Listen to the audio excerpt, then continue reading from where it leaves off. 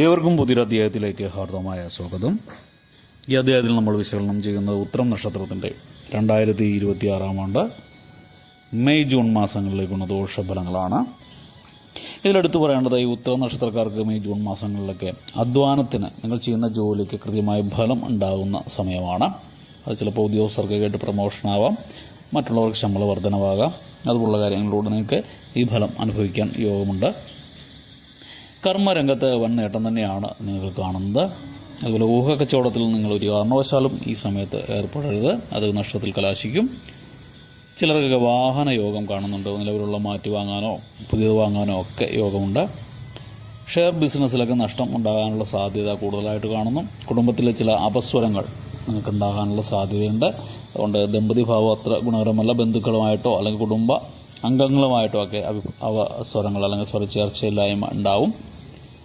അസാധാരണമുള്ള വ്യക്തികളെയൊക്കെ നിങ്ങൾക്ക് പരിചയപ്പെടാനുള്ള അവസരമൊക്കെ വന്നു ചേരും. അതൊരു ഭാഗ്യമായിട്ട് വേണം കരുതാൻ.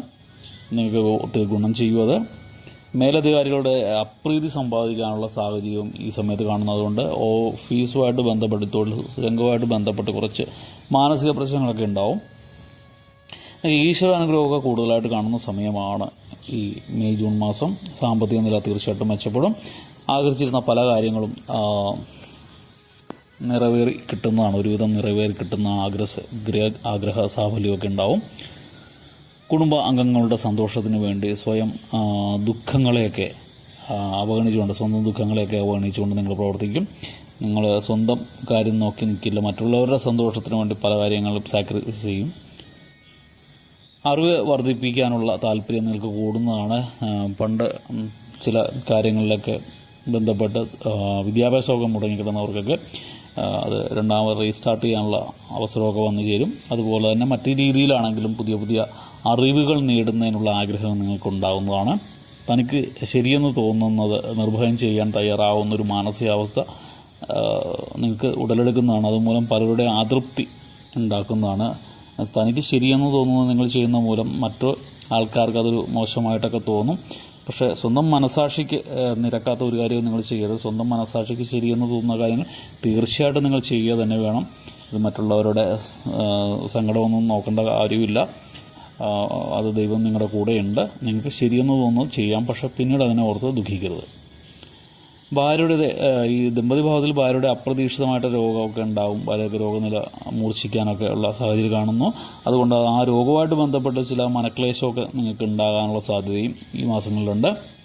നിങ്ങൾക്ക് ജൂൺ മാസമൊക്കെ ആകുമ്പോൾ ഒരു നിരാശാബോധമൊക്കെ ഉണ്ടാവും. എങ്കിലും മറ്റുള്ളവരുടെ മുൻപിൽ അത് കാണിക്കുകയൊന്നുമില്ല. ഇങ്ങനെ മറ്റുള്ളവരുടെ മുമ്പിൽ ചിരിക്കുമെങ്കിലും ഉള്ളിലൊരു നീറ്റലെപ്പോഴും ഉണ്ടാവും. സമൂഹത്തിൽ മാന്യത ലഭിക്കാനായിട്ട് അഹിതങ്ങളായ പലതും നിങ്ങൾ ചെയ്യേണ്ടി വരുന്ന അവസരങ്ങൾ ധാരാളമുണ്ട്.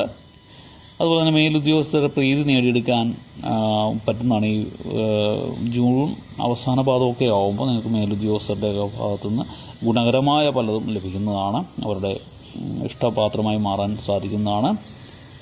നിങ്ങൾക്ക് ഈ പുരുഷന്മാർക്കൊക്കെ സ്ത്രീകൾ മൂലം ധനനഷ്ടം ഉണ്ടാകാനുള്ള സാധ്യത കൂടുതലായിട്ട് കാണുന്നു. അതുപോലെ തന്നെ വ്യക്തിബന്ധങ്ങൾ നിലനിർത്താൻ വേണ്ടി നിങ്ങൾ വിട്ടുവീഴ്ച ചെയ്യേണ്ട സാഹചര്യങ്ങളും ഈ സമയത്ത് കാണുന്നതാണ്. പൊതുവേ ഗുണദോഷ സമ്മർദ്ദത്തിൽ കുറച്ച് ദോഷഫലങ്ങൾ കൂടുതലാണെങ്കിലും തൊഴിൽപരമായിട്ടൊക്കെ ഗുണകരം തന്നെയാണ്. പക്ഷേ ചില കാര്യങ്ങളിൽ നിങ്ങൾക്ക് ദോഷഫലമുണ്ട്. പക്ഷേ എടുത്തു പറയേണ്ടത് നിങ്ങൾക്ക് നല്ല ദൈവാധീനമുള്ള സമയമാണ്. തീർച്ചയായിട്ടും നിങ്ങളുടെ ഈ ഇപ്പോഴത്തുള്ള ഈ മാനസിക പ്രശ്നത്തിനും അതുപോലെ തന്നെ ഗൃഹാന്തരീക്ഷത്തിലും ഭാര്യയുടെ അസുഖവും ഒക്കെ മൊത്തത്തിൽ നോക്കുവാണെങ്കിൽ തീർച്ചയായിട്ടും നിങ്ങൾക്ക് അത്ര നല്ല സമയമാണെന്ന് പ്രവചിക്കാനും വയ്യ. അപ്പോൾ തീർച്ചയായിട്ടും ഇതിൽ നിന്നൊക്കെ ഒരു രക്ഷ നേടാനായിട്ട് നിങ്ങൾ ധാരാളം പുണ്യക്ഷേത്രങ്ങളൊക്കെ ദർശിക്കുക. പ്രത്യേകിച്ച് ചൊവ്വാഴ്ച ദിവസങ്ങളിൽ സുബ്രഹ്മണ്യ ക്ഷേത്ര ദർശനം നല്ലതാണ്. 21 നാരങ്ങ കോർത്ത മാല ഭഗവാന് സമർപ്പിക്കുക. ഭഗവാന് വേണ്ട എല്ലാവിധ വഴിപാടുകളൊക്കെ ചെയ്യുക. ഏറ്റവും നല്ലത് സ്കന്ദ പുരാണ പാരായണമാണ്.